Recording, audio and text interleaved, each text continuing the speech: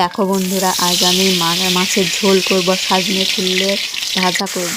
তো মাছগুলো, বাটা মাছ, এগুলো ভেজে নিচ্ছি। ভালো করে ভেজে নেব আগে, তারপরে ভেজে নেওয়ার পরে এই যে কড়াই আবার একটু তেল দিলাম। তেল দেওয়ার পরে এই যে আমার ছেলে একটা বাটা মাছ খাচ্ছে ভাজা। তো দেখো, এবার আলুগুলো কেটে রেখে দিয়ে এবার কড়াইয়ে দেব। হালকা করে ভেজে নিয়েছি আলুগুলো। তো দেখো, হালকা করে ভেজে নিয়ে এবার বেগুন আর সজনে ডাঁটাগুলো দিয়ে দিলাম, ছোট ছোট ডাঁটা। তো এবার একটু ভেজে নিয়ে এবার মশলাগুলো দেব।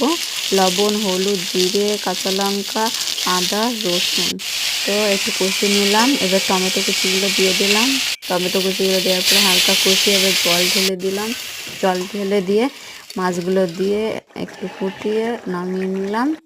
তো এবার দেখো, সাজনের ফুলটা লবণ হলুদ দিয়ে ভেজেছি, সেদ্ধ করে নিয়েছি, তারপরে ভেজে নিয়ে